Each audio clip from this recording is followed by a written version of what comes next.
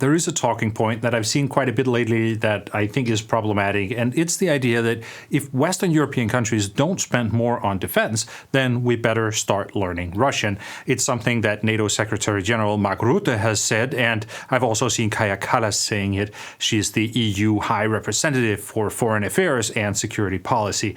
The reason why this talking point is problematic is that it gives a wrong impression about what it is that the threat is against Western Europe, and it can be counterproductive because it's actually quite ridiculous if you take it literally. So I think there is an important discussion to be had about what it is that the threat is against Western European countries and why it is relevant to talk about increasing defense spending. So let's talk about it.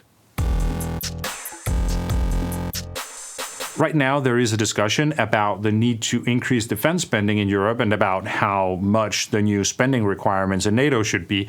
That is an important discussion, but before you can discuss that, it's necessary to have a clear picture of what the threat is and what could potentially happen if you don't spend more on defense.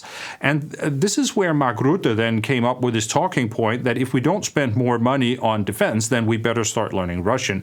And it caught a lot of attention when he said it a couple of weeks ago at a session at Chatham House, which is a think tank in the United Kingdom. But he has said it before on other occasions. So it's a talking point that he likes, and I'm just going to play the clip here so you can hear for yourself what Mark Rutte said at Chatham House.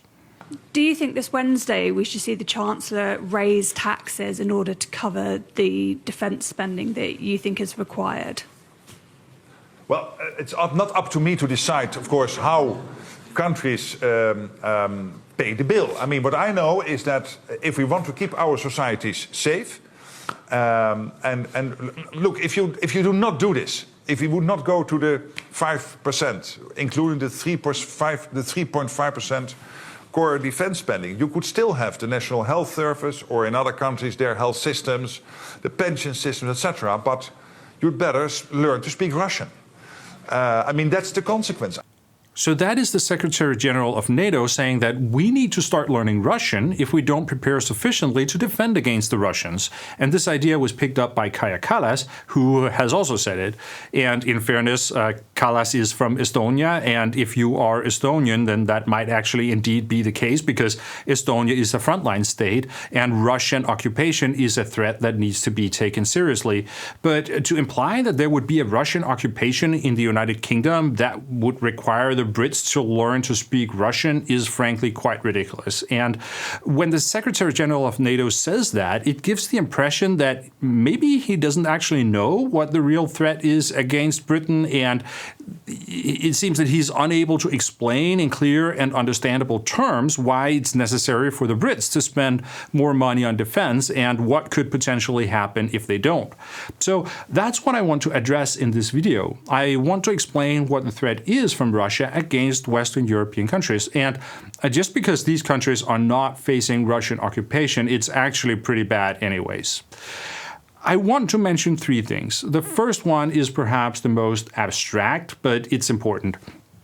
There is a threat of us losing the European community that we've grown up with, that we like, that is the foundation of our societies and our way of life.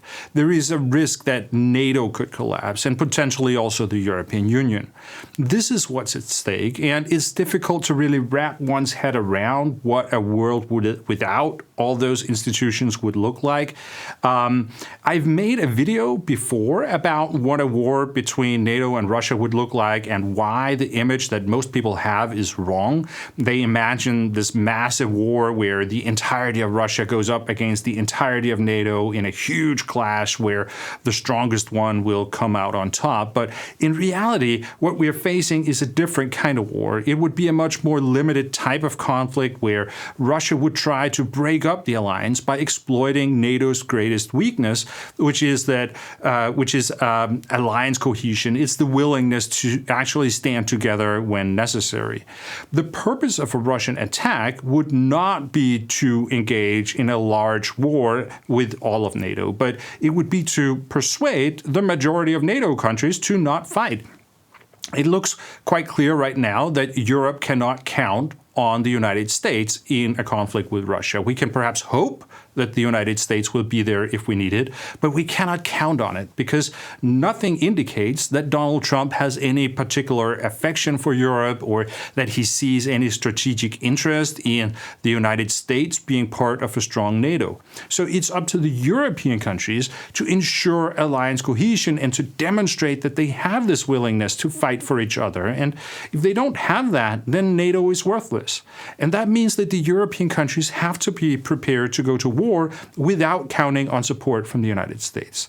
And this is a mental shift that we need to make in Western Europe. Instead of considering NATO to be our security guarantee, our sort of assurance that the Americans will be there to help us if we get into trouble, we have to start seeing NATO as our obligation to go and fight for the frontline states in Eastern Europe.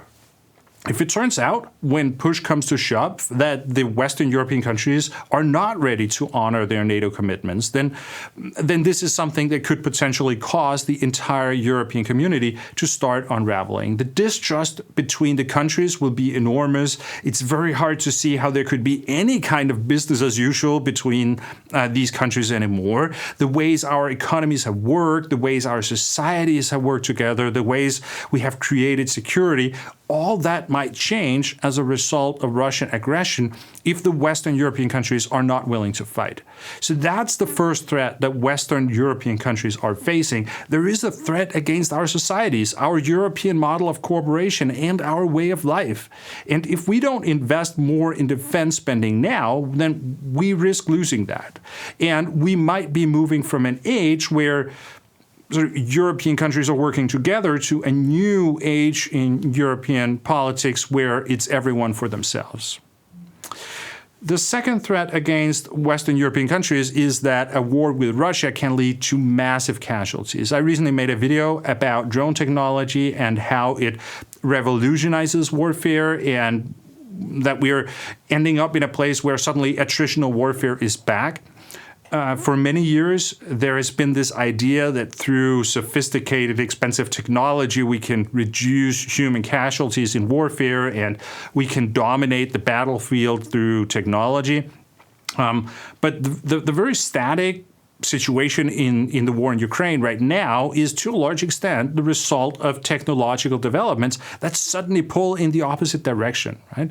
And it means that we again have to take attrition into account in our defense planning, and we need to be prepared for the fact that the side that is ultimately going to win is the side that can continue taking casualties the longest.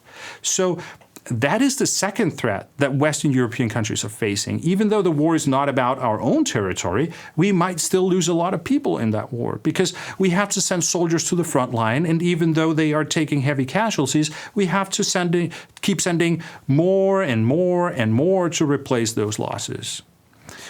The third threat is military coercion. Russia will try to put pressure on Western European countries to persuade us not to fight or to stop the war if we decide to fight in the first place. In the beginning, that will probably be information operations, and they will try to make arguments about how we should give peace a chance and all those things. But if that doesn't work, then absolutely they will target us militarily to create that pressure.